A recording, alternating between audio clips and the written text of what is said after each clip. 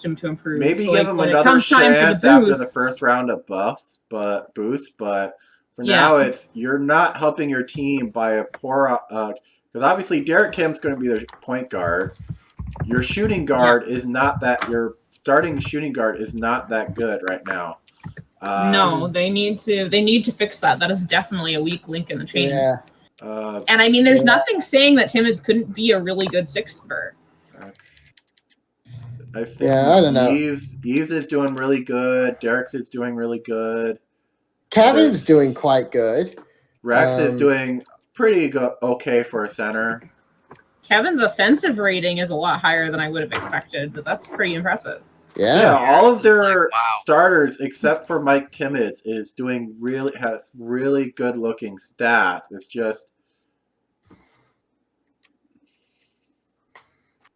now you log in. I'm wondering if they shouldn't give that Theodore Safner some more time. Because I know he hasn't had a lot of minutes, but he's almost had 100 minutes, and he's got a pretty good offensive rating sitting there right now and a really good defensive rating. Yeah, so maybe they should try Theodore out, not necessarily on the starting line, but even as I think as a short-term thing, at least try and see how they like it. Throw Alicia, maybe throw Alicia as their starting, Theodore as their bench, their backup guard. Throw him as their backup guard, and then Mike will just have to sort of sit down a bit more because 89 offensive rating, a 5.68 PER on your point guard or your shooting guard. These are not good numbers. No. It might change. You might have been just having tons of really bad games, but it's like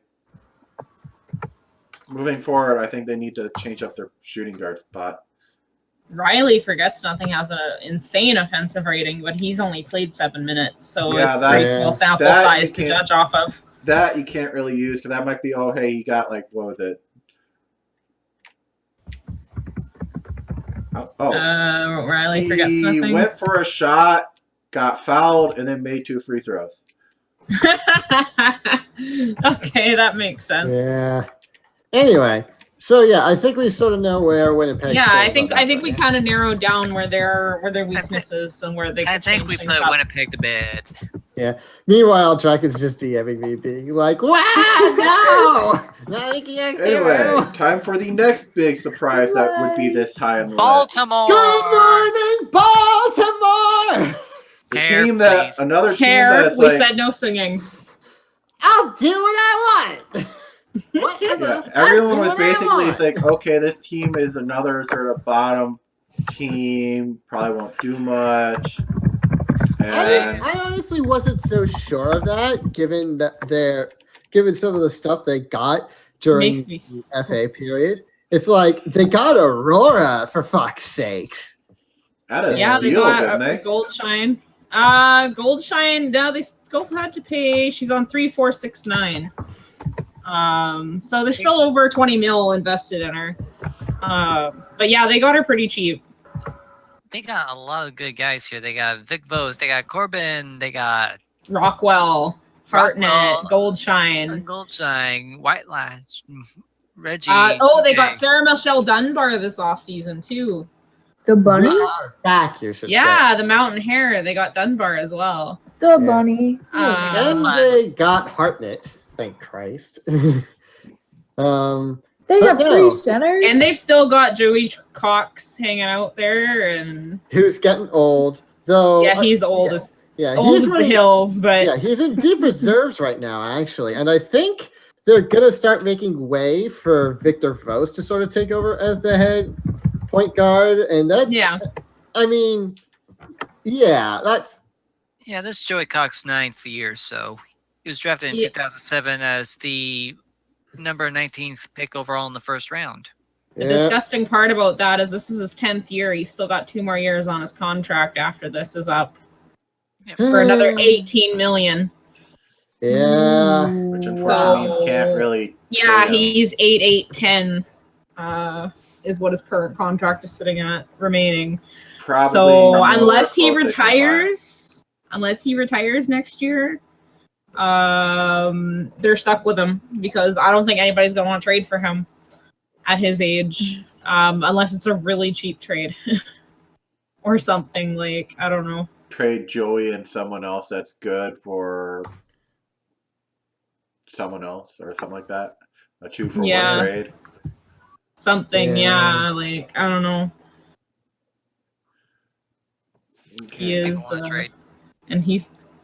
and as far, like, according to the wiki, he doesn't even have an actor currently, but I was told he was adopted by somebody. Yeah, and that somebody has done nothing with him, so. Well, that's the sad part. So I'm kind of hoping maybe he'll retire next year and save Baltimore having to stick with him, because that's a space they could be putting a much better player into to continue with their rebuild. And it mentions in his player contacts that he has no OOC actor.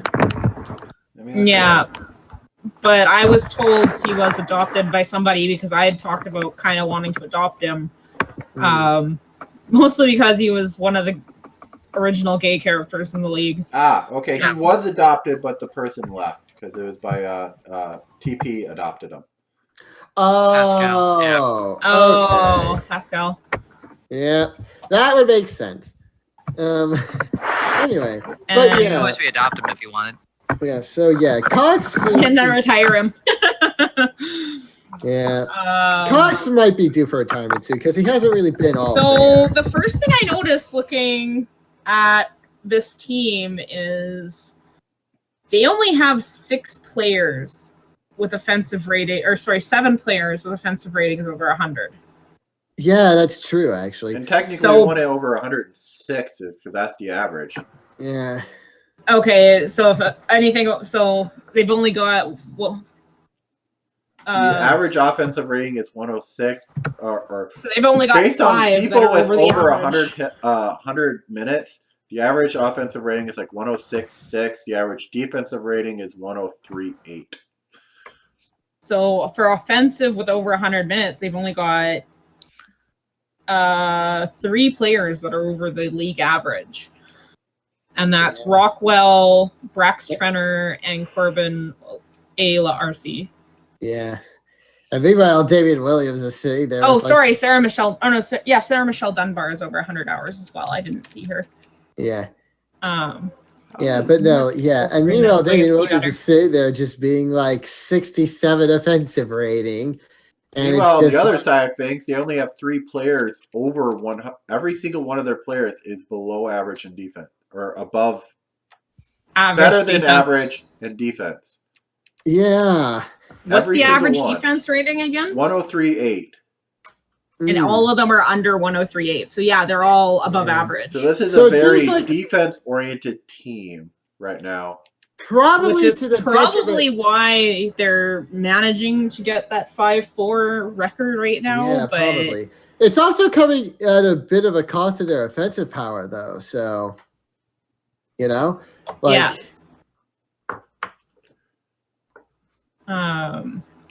Well, yeah, like I don't.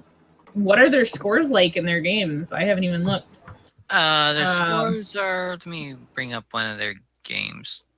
Like, are they getting completely wiped out when they lose, or are these are all fairly close games? Just even against in their last game against Bangor, there was only a 6-point difference. Yeah. For that loss, and before that, it was against the Queens. That was a bigger lead. That was 9 points. But that was a victory. Yeah, something that I've definitely noticed when I was looking at the general stats is if you look at the top, or for the minimum 100-minute thing, if you look at the top 20 defensive players in the league, 19 of them are on the Eastern Conference. Yeah, you'd mentioned that. Yeah. So Eastern Conference is all about the defense. The Western Conference is a lot more about the offense. So the defensive on the Eastern Conference, you're going to get a lot more low-scoring games simply because. Yeah, that's very true. And you look at the game scores, you can even see that.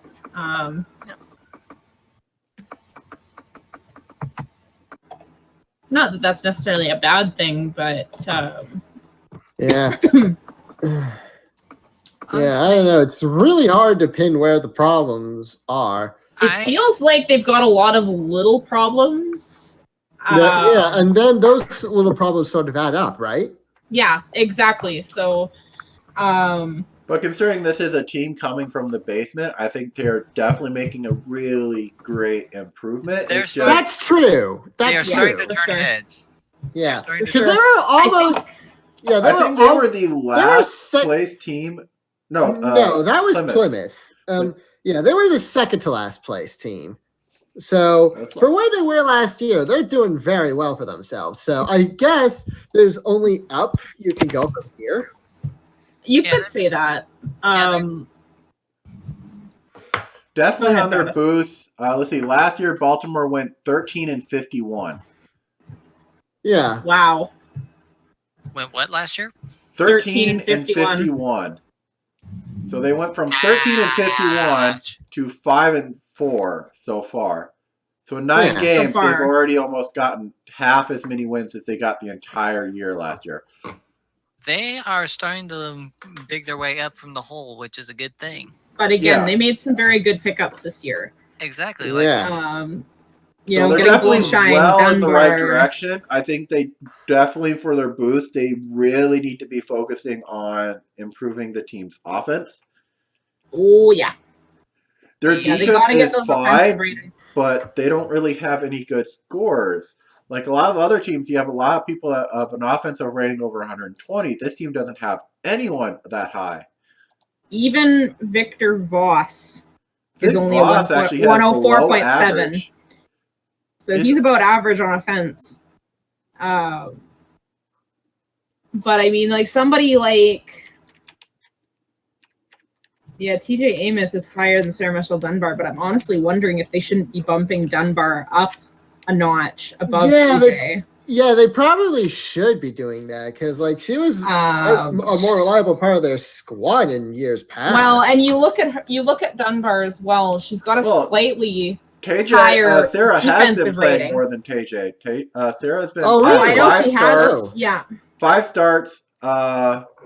Because I'm guessing she was injured or something, but she started 5 games, and then spent 1 on bench 1 to 3, and then 1 on bench 6 to 7. So I'm guessing she started 5, and then got day to day, so brought down to bench 6 or 7 or cover, and then was brought back to bench 1 to 3 or something like that. Well, right now she's sitting in reserves. She's not in deep reserves, but she's in reserves. So she's in slot 6 right now. Which I'm saying is generally when you're in slot 6, if you're really good, that says you're just coming off of like a day-to-day and they just haven't changed their roster. Or they forgot to change their roster. It hasn't been updated yet. But if you're... I am not seeing a day-to-day for her. Yeah. But they do have a lot of dead weight sitting on the team as well. Well, not a lot, but I mean, Joey Cox and Samuel Roberts. Joey Cox is dead weight. He's too old, like period. Yeah. Does J-Wolf still have his amnesty for this team? Yes, I think he does. Well, we can check. General managers and head coaches. Baltimore, let's see, Green. Light Blue have exercised their amnesty. Baltimore has used their amnesty. Damn it. Oh, wait, that's right. They used it on Wind Creek. Oh. Yeah, they used their thing to get rid of Wind Creek so they could free up a lot of room. Yeah, and they don't have the cap space to buy out Joey. Yeah. Yeah. So, but I mean, somebody even like... but at least they aren't playing him much. No. Yeah. But he's still going to be a cap-based problem for trying to build the team. So they need to find some way to get rid of him. Yeah.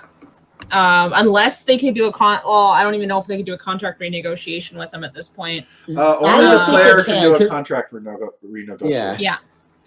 And he doesn't have a player right now. Like, nobody's playing Joey. So if somebody were to adopt him and be nice enough to say, hey, we can do a contract renegotiation, that'd be cool. But it's not too likely to happen.